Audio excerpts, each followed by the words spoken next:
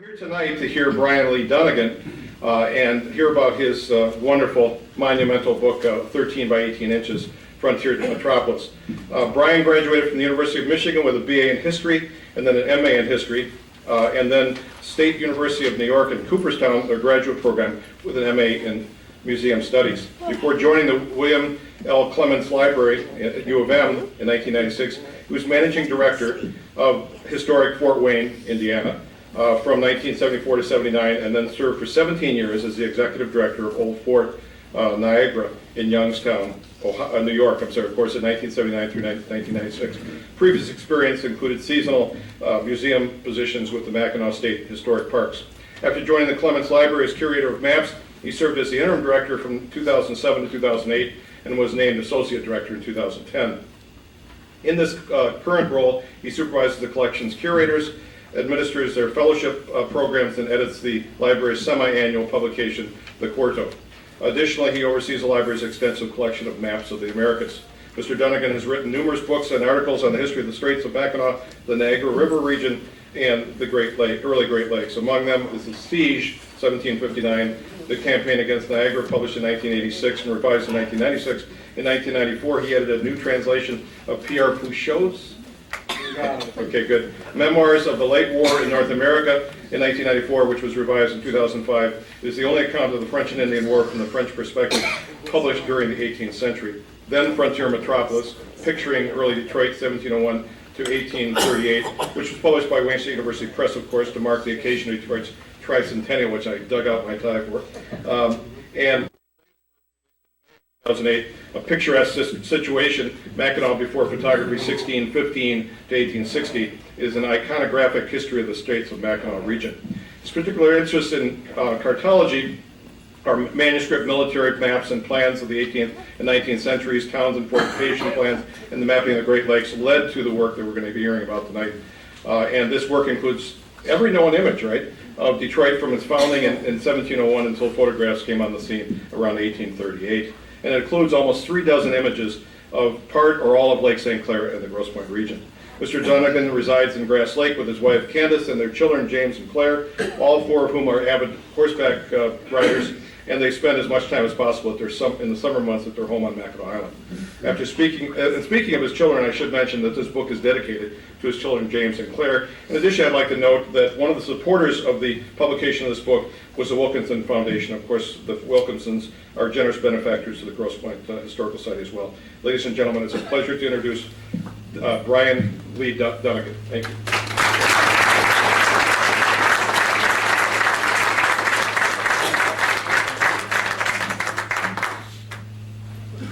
Thank you, Mike, and it's a great pleasure to be here tonight to talk to a group. Do we know what's happening? What did you touch? Yeah, is that better? Just so you can hear me.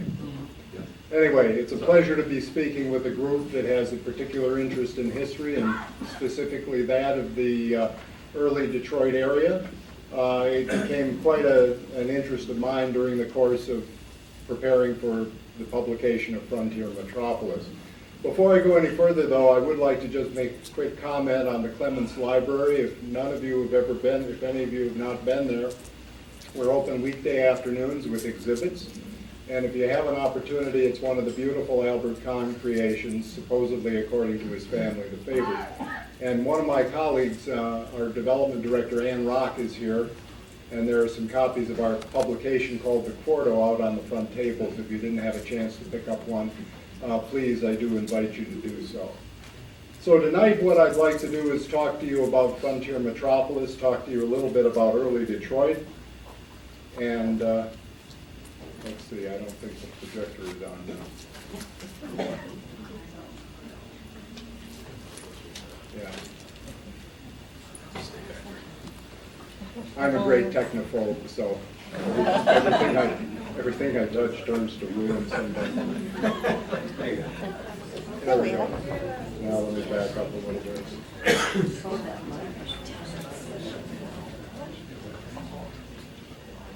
Anyway, this is the great 9-pound book that you might have seen as you came in. Don't drop it on your foot or anything.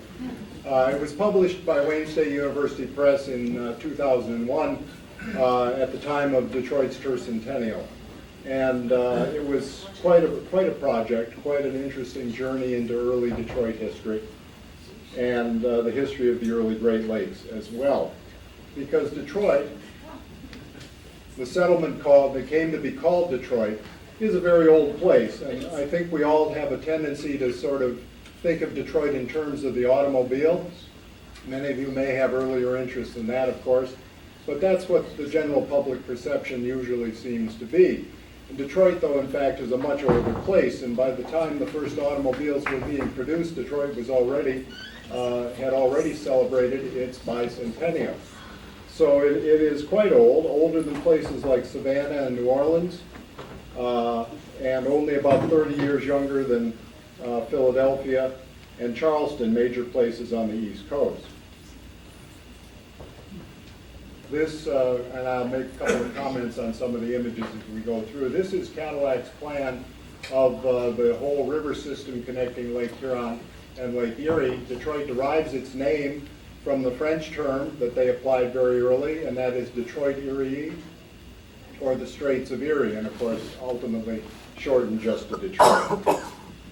Despite the age of the place and the wealth of the documentation and images that do exist for it, there's always been a very poor understanding of what the place looked like, a very poor visual concept. Many reconstructions such as this, based on the slightest amount of research, not an original work at all, but something that was produced in the late 19th or the 20th century to try to simulate what the French fort and village of Detroit looked like in the middle of the 18th century. But the visual record of Detroit is much richer than that. This is a detail from a watercolor of 1804, the last time that town would be depicted before it burned entirely the following summer. And anyway, that was the purpose of this project, the purpose of the book, to gather what is called an iconography, or a collection of images relating to Detroit before photography. And the dates the book spans goes from the beginning of European participation in Detroit until 1838, which is the year before the introduction of practical photography in France, and also very quickly into the United States. The book and the research project was actually based on the work of Randolph Adams, who was the first director of the Clements Library, and in the 1940s worked very hard to develop what he called an iconography of Detroit. And he went out and he searched archives in his spare time, and by the end of the 1940s he had identified about 60 genuine pre-photographic images of Detroit. When I went to work for the Clements Library in 1996, our director encouraged me to pull out the old notebooks that Randolph Adams had stored many years before, pick up the project for Detroit's tricentennial, and ultimately, over the course of about 2 years worth of research and checking with archives in Europe and North America, was able to run that group of 60 images up to about 225. So that is a fairly substantial pre-photographic type of visual collection.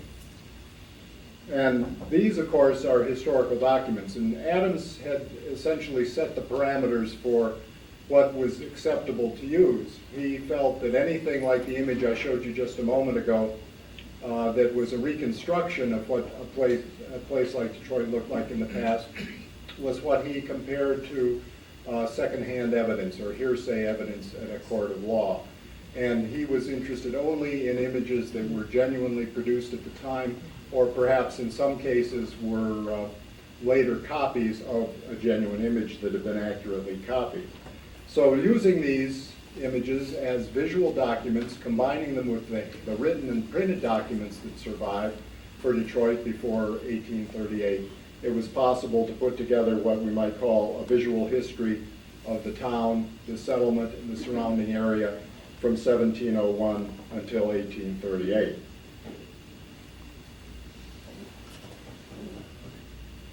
The The first thing, though, I might do is define what I consider to be Detroit. And it varies a little bit through time. It focuses more and more tightly on the town, on the city itself. But during the French period, from 1701 until 1760, Detroit was considered to be the entire river. And here only, of course, from Lake St. Clair to Lake Erie. This is a French plan, one of the first detailed plans of the Detroit River that was produced in 1731.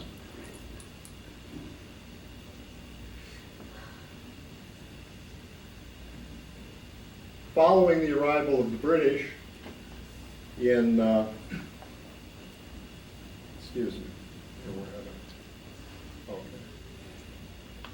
following the arrival of the British in 1760, the focus on Detroit comes a little closer to the town, and then my consideration of what I would consider to be Detroit after 1796, the arrival of the Americans and the establishment of an international boundary was primarily the American side, the Michigan side of the river. Seen here in a plan of a manuscript map at the Clements Library from 1796, showing the long lots with the names of all the owners at that particular time.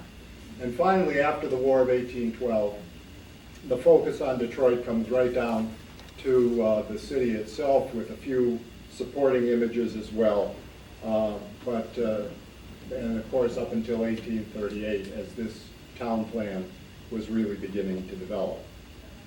Now, as far as images, what types of images, what's available, and of course it's not like today where you have thousands and thousands and thousands of images literally that you see every day.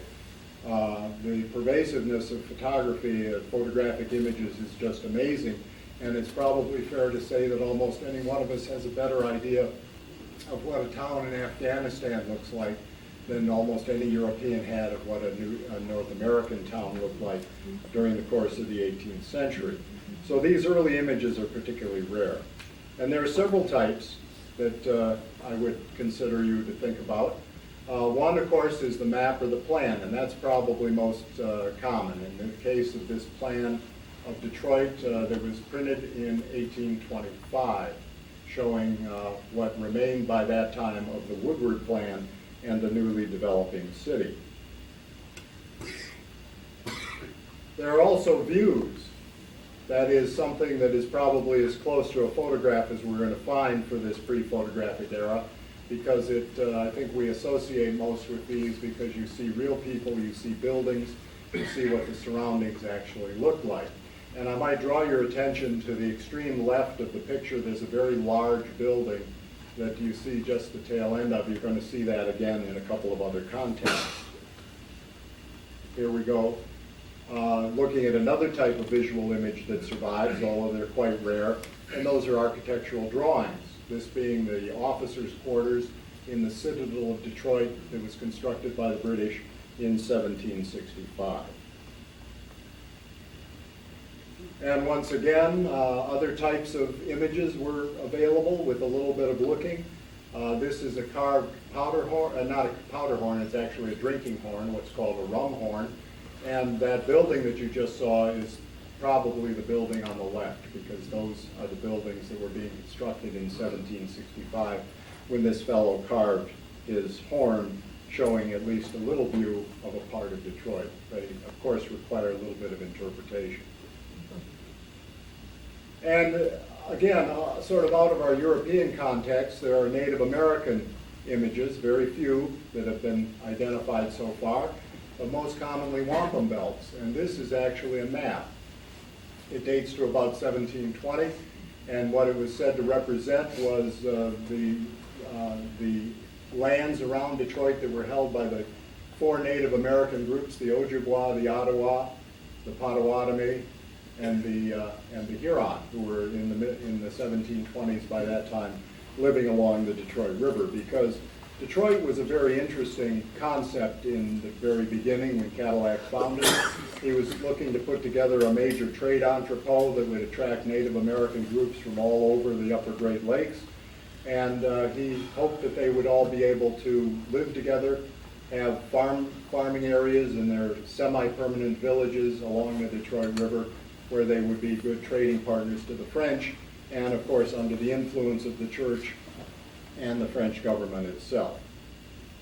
Now, finally, there are also images in the book, and doing some searching, it was possible to turn up probably about 125 different images. They generally are paintings. They're portraits of people who had the motivation or the resources to have themselves, their images preserved in painting. In this case, this is a fellow named Gaspard Joseph Chaussegros de Léry, who was one of the premier French cartographers of early Detroit in the middle of the 18th century. There are portraits of women, there are portraits of Native Americans, and there are also sometimes some printed material, such as this rendering of an Ottawa that was published in Europe in the middle of the 18th century.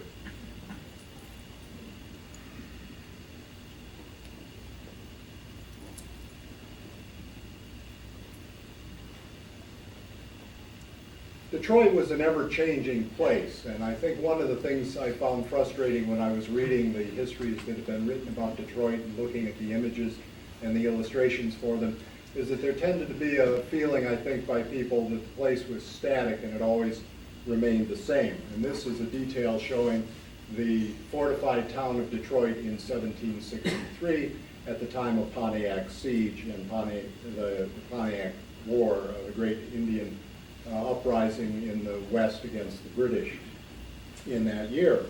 But again, it was always changing. In fact, I think by looking at major architectural changes, changes in the outline of the walls, major changes and expansions of the town, between the founding in 1701 and 1838, I think we can say there were 19 separate Detroits that are identifiable at any different time as the town grew and changed, burned, and then of course was totally reorganized.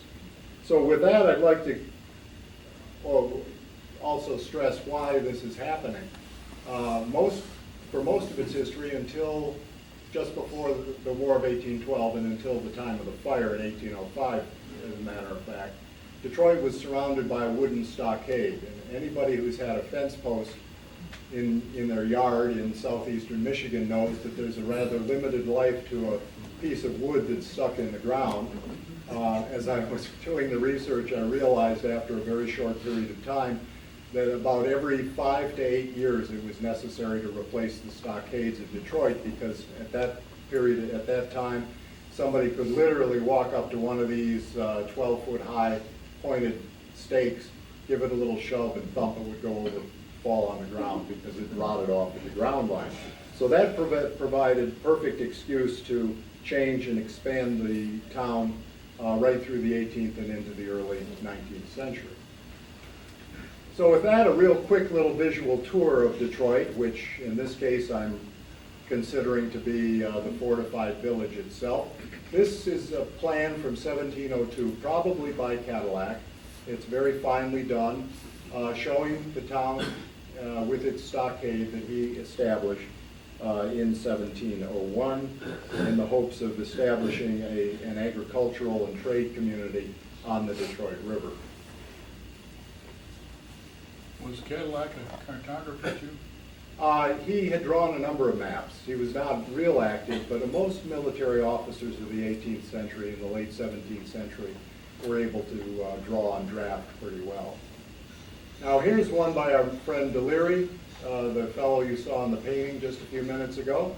It's Detroit as it was in 1749, although he hasn't put all the buildings in. There's a considerable change. It's about 4 or 5 times the size of Cadillac's Detroit, having grown in the 45 years since its founding. And this is a perfect example of how the town would expand. If you look at the right-hand side, you'll see a large empty space where the stockade had been replaced and pushed out some distance, and eventually those open areas would be platted and laid out for new houses and lots within the village. When the British arrived in 1760, they found a Detroit that looked very much like this, and had also been expanded late in the 1750s by the French. And again, look at the left side of this one. and you'll see an open area that's only starting to be platted and filled in by houses. And of course, what do these little wooden stockades look like? A really rare piece indeed. Detroit as it was in 1760, viewed from downriver. The viewer in this case would be standing just a little bit downriver from where Cass Street would hit the river if it were to run all the way through. A few wooden buildings peeping above the tops of the 12-foot stockade. And on the opposite side of the river, you'll see French farmhouses on the Canadian side. Many had been established there in the late 1740s. And even one of the windmills for which Detroit was really very, very well known. During the American Revolution, the town that you just saw, which would encompass the area at the bottom of the screen where you see the blocks of houses, was greatly expanded by the construction of Fort Leno. The center of that fort would be at the intersection of Fort and Shelby Streets in downtown Detroit. And this was an effort to strengthen the defenses during the American Revolution so the British would be able to hold the post in case an American expeditionary force or Virginians under George Rogers Clark were able to get so far that they might be able to attack the town. And this, in fact, is the town that the Americans inherited in 1796 and burned in 1805. Everything except the fort that you'll see at the very top of the composition. This was a really complete conflagration. I don't think there's probably an American city that has ever burned more completely than Detroit did in 1805. They were burned in a matter of 3 hours on a still day. This is a reconstruction by Robert Toms, a Michigan artist, a number of years ago. And all that survived was a single building and, of course, the fort, because it was situated far enough away that it was not so vulnerable to burning. The aftermath of the fire saw the imposition of the dramatically different and very radical Woodward plan that ultimately would be abandoned, although elements of it are still to be found right in the center of downtown Detroit. And so here you have a town very, very different than the French town. You can get a little frame of reference by looking at the lower left corner of the map, and you'll see the fort that had survived, and the original town that burned in 1805 was located between that and the river down at the bottom of the scene. And the appearance of the town architecturally changed as well. So for the last 20 or 30 years of the period I was covering, Detroit was developing an appearance that looked much more like a New England-style town or an East Coast English-American, Anglo-American town than it did for the French character, although the French character of the area remained very strongly for many years in the farmhouses up and down the river and along the coast of Lake St. Clair. As a river city, this was pretty much the first view that travelers would see in the early 19th century as they came up to Detroit. Many travelers compared its appearance to a small version of Philadelphia, and somebody from Maryland even said it looks like Chestertown, Maryland, which is a lovely little town on the eastern shore of Maryland.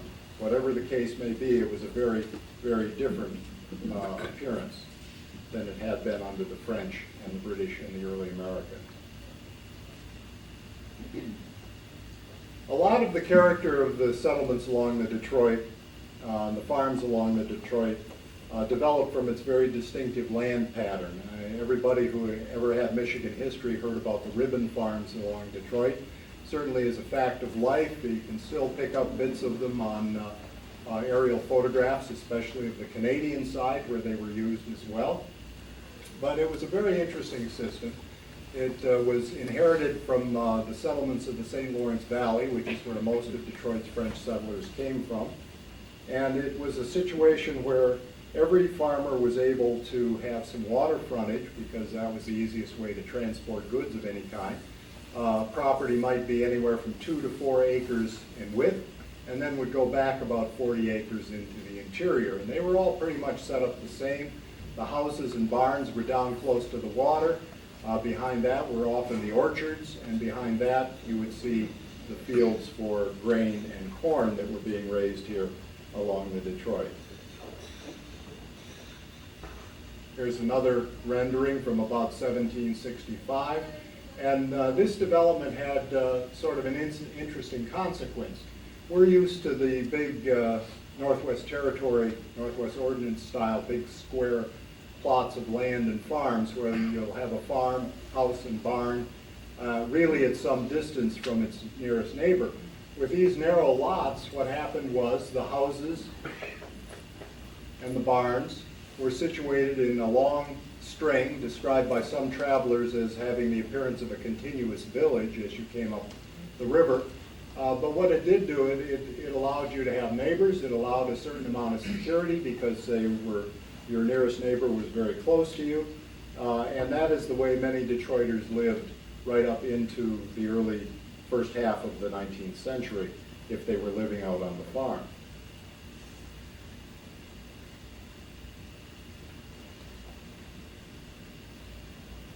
Another thing inherited from the French, of course, are names, Grosse Pointe being a prime example. This is a map from 1749 listing the names of most of the prominent landmarks along the Detroit River. Most of those names, or many of those names, exist today either in their original French or sometimes, as with Turkey Island, in translation into English. But those names have been very durable and they have survived a good 300 years and a little bit more now. Now, I went looking for this talk to see what I could find in the way of Grosse Pointe. And I'm not as knowledgeable about Grosse Pointe history as I'm sure many of you are, but it was very interesting to see how the Lake St. Clair shore and the area that would eventually become Grosse Pointe developed. In 1731, in this French officer's map of the Detroit River, you'll see the point that I believe is Windmill Point, the big one at the head of the river, which is described as the point of Lake St. Clair, or the point at the entrance of Lake St. Clair. And then a little further up above the writing of the name Lake St. Clair, you'll see another name, and that is what the French called Point au Guingolet. In between was the area that would be Grosse Pointe, or at least what I understand to be Grosse Pointe. By 1749, French farms were situated on both sides of the Detroit River. You can see them, again, as cleared areas in the middle of all that farm.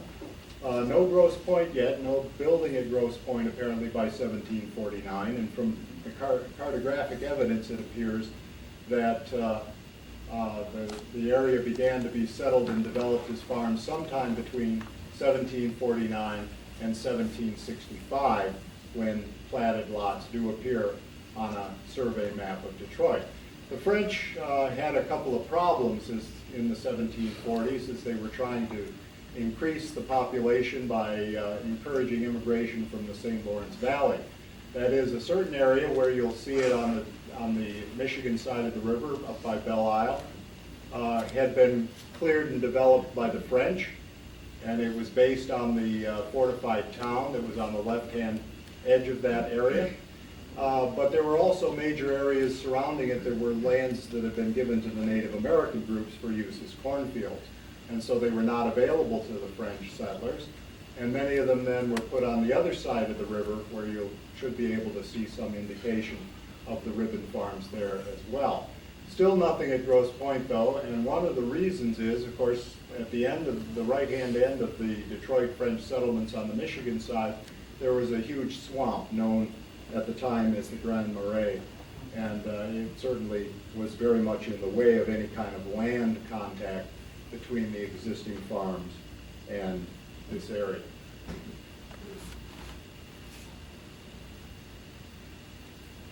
By 1765, though, again, if you look, and I suspect you all know where to look up on Lake St. Clair there, you'll see what appears to be about 13 lots laid out exactly as they were a lot farther down the Detroit River in the French style.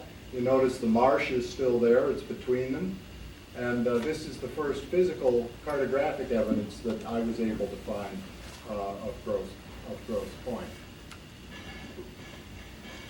Another version of the same survey, and you'll see the Grand Marais tucked in the middle there, and further up along the Lake St. Clair shore, the developing area that on some maps by this time starts to be labeled as Grosse Pointe. This was a particularly fascinating map. It's in the John Askin papers down in the Burton Historical Collection. There's a lot of tongue-in-cheek humor in this, if you read everything, which is difficult to do. But it was done by a fellow by the name of William Smith, or Smythe, and he described himself as cartographer to himself. Sort of play on what you would see on the imprint lines of most printed maps of the day. It would be cartographer to the Prince of Wales and something like that. So he tucked in all kinds of fascinating little details, some in-jokes that I was never able to find out exactly what they referred to. A few were more identifiable. You'll see some of the long lots shown on the Canadian side of the river. And then upside down, where you'll see an X up near Grosse Pointe, is a little notation that says, let's see, it says Grosse Pointe is laid down by, and the name is then illegible. It looks like capital P, small h, and then a capital H, in the year 1779, during the course of the American Revolution. And there was some surveying going on around Detroit proper at that time, done by a fellow by the name of James Sterling, and it is very possible that that might have been part of that surveying project. In 1796, in the arrival of the Americans, a local surveyor by the name of Patrick McNiff was hired by General Anthony Wayne to go out and map the entire Detroit settlement, that is, that part of it that was on the United States or the Michigan side of the river. And he did so, including the Grosse Pointe area, which by this point you'll see all the way up to Milk River is pretty fully platted and assigned, also still in these French long lot patterns. And among them is the land owned by a very prominent Great Lakes character by the name of Alexander Grant, who was a British Army officer who sailed small Army/naval vessels on the Great Lakes. He was known as the Commodore of the Lakes until his death about the time of the War of 1812. And there fortunately was at least a portrait of him, a 20th century copy of a miniature that apparently has been lost. And by the height of the 1820s, the Risdon map, what's called the Risdon map, a great printed map of southeastern Michigan showing all the surveyed areas, shows that there is still a whole area of these long French lots up at Grosse Pointe, as there is along the Detroit River. And it also provides a wonderful contrast between the French-style lots and the big squares that were laid out after the founding of the Northwest Territory. And you'll see that there are little rough edges where they do come together, but that, of course, is the way that most of Michigan was platted. Before that could begin in 1818, it was necessary for all of these French lots to have their back boundaries established, which took a couple of years. And at that point, the squares began marching all the way across southern Michigan, which is why when I go in from Grass Lake to Ann Arbor every morning and the sun is up, I've got my visor down and my sunglasses on. And the same thing going home, because they're all east, west, and north, south. So that is a little bit of a look at Frontier Metropolis and the project that went into putting it together. As I said, it involved the discovery or the confirmation of about 225 period images of all different kinds. They're wonderful historical documents. They have to be used, of course, just like a historian will use any other document, used critically, so that you can make a judgment as to who is telling the truth and what the accuracy actually is. But these documents of history also have the wonderful benefit of giving us a little look into the lives of people of 18th and early 19th century Michigan and Detroit. Thank you very much.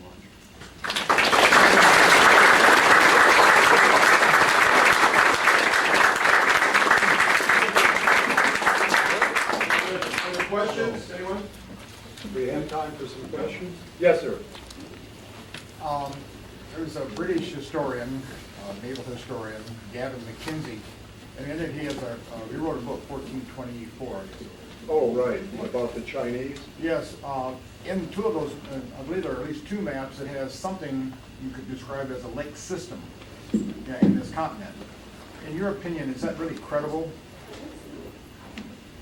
It doesn't really show on the early European maps of North America until, let's see, Champlain is showing by 1615, he is showing some vestiges of the lakes, and he was familiar with Lake Ontario as early as, I guess, about 1609 or so. And the other lakes became better known and were pretty much fully known and had at least been roughly mapped by the 1670s.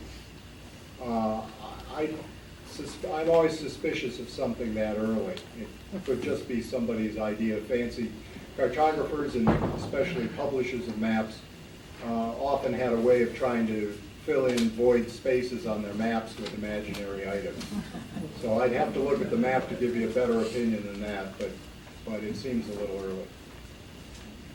Seems like the majority of the settlement is on the north side of the river rather than the south. Is there any particular reason? Well, most of the images that I showed you focus on that. And the south side of the river was the lands that had been assigned by the French to the Ottawa and ultimately the Huron.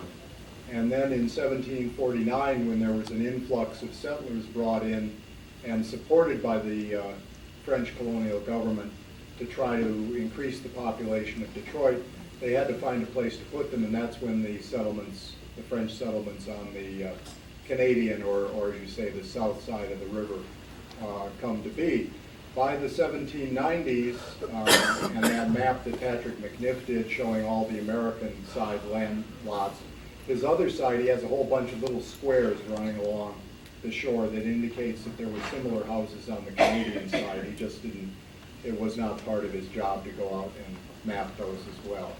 So both sides of the river by the 1760s were, and especially by the 70s and 80s, were pretty thickly settled, as far down as almost Grosse Pointe. Yeah, that's right. I'm interested to have you tell us a little bit about the Clements Library and how these magnificent collections have ended up there. Okay. Clements Library was the brainchild of William L. Clements, who was a Ann Arbor native and a industrialist in Bay City. He spent his working life designing and constructing railroad cranes, steam shovels, heavy earth-moving equipment, that sort of thing. Doing it at a very good time. He took the fortune that he derived from that sort of work and he put it into rare books. That was his passion. He was also, by 1913, a regent of the University of Michigan, and he, by the time of the First World War, had sort of decided that he was going to offer the university his rare book collection, which by this time, about 15 years, had gone from nearly nothing to about 20,000 volumes relating to historical Americana, and that he would build a building for it. Ultimately, he struck a deal with the regents, constructed the Clements Library at his expense, designed, as I mentioned earlier, by Albert Kahn, gave his book collection, and then the story is that he went back to his home in Bay City, looked at his empty bookcases and wept and wondered what he would do with the rest of his life. Good collector there, has a real collecting spirit. About that time, incidentally, accidentally, he was in London, and the people at Sotheby's, who had done a lot of buying for him, said, take a look at this manuscript collection. It was the collection of the Earl of Shelburne, British Prime Minister at the end of the American Revolution. Clements spent 2 days looking through the Shelburne papers, and he was hooked. He became a manuscripts curator. He acquired some wonderful items, especially relating to the American Revolution. If you know the characters of the Revolution, he ended up with the papers of Lord George Germain, Shelburne, of course, the American General Nathaniel Greene, but more importantly, the British generals Thomas Gage and Henry Clinton, who were British commanders-in-chief in North America. So the Clements became a rare book library with then a manuscript component. Along with that came maps. and by the end of the 1920s was beginning to be a very important research library, research collection for anybody interested in the history of the Americas. And we're open today. We're part of the University of Michigan. We have readers from both the university and all across the world. Anybody who is dealing in colonial America, and especially the era of the American Revolution, the Clements is a must-see. It's a wonderful place. I'd be more than happy to have you come down sometime and take a look at the place. Other sources, oh, sorry, go ahead, Ann. Go ahead.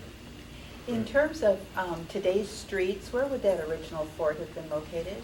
The original fort? Probably, it's very difficult to say because there's, excuse me, there's Cadillac's map or plan of the fort of 1702, and then there's not another plan for another 30 years. And there's very little correspondence between the two, so it's difficult to say where it was. But I would say it was pretty much at the foot of Griswold. It was only about 150 feet on a side, probably on the west side of Griswold, a little bit further down the river. And it's interesting, some of the topographical maps will show this. Cadillac had a very particular reason for putting his fortified village where he did. There was a high bank. The river at that point was unobstructed by islands. You could look all the way down to the bend where the Ambassador Bridge is.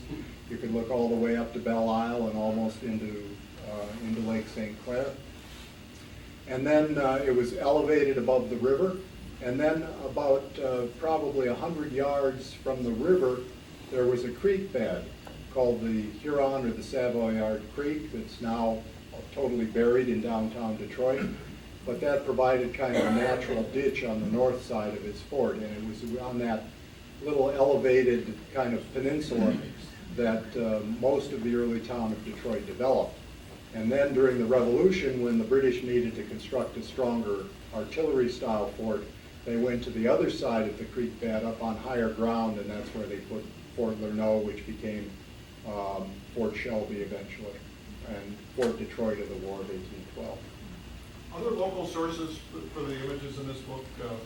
Actually, a huge number of the images in the book are local. Between the Clements Library, the Burton, the Bentley Library, Historical Library in Ann Arbor,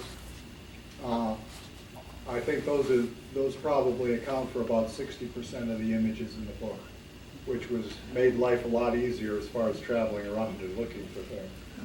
But most of the major French government collections, British library collections, Library of Congress, National Archives, all have visual material relating to Detroit. Other questions? Oh, there you go. Do you have any plans for a sequel? Well, not unless Cadillac builds another city.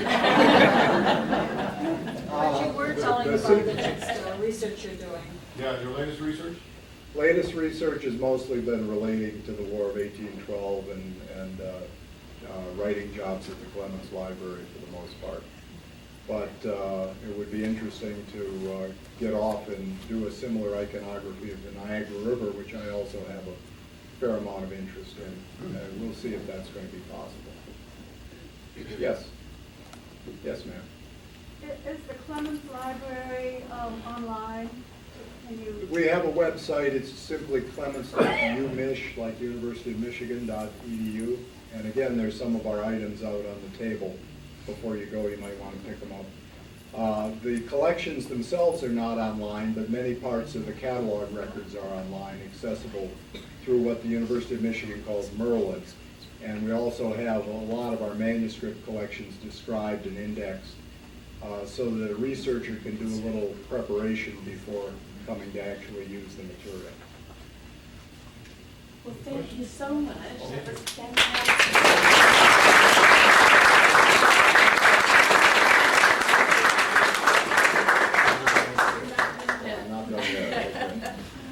I want to encourage you, any of you who haven't bought the book signed by the author, who we will be setting out at the table, to do so in our gallery shop. It's at a very special price, which will be, I think, very appealing to many. It's It's just a fantastic book. And then there's another small thing to do this evening before you start signing, and that is we need to know who the winners are of your book. Okay. But first, let's draw for a winner of a membership of the Grosse Pointe Historical Society. Alrighty. Are you doing that? No, you go ahead. You're the... And I hope someone printed very neatly. So for the Grosse Pointe Historical Society. Robert Braun. Congratulations.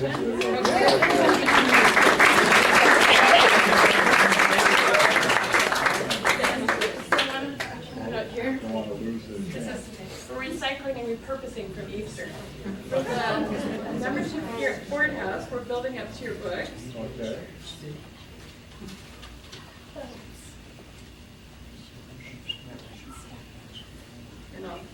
And the winner is Susan Ignatiak.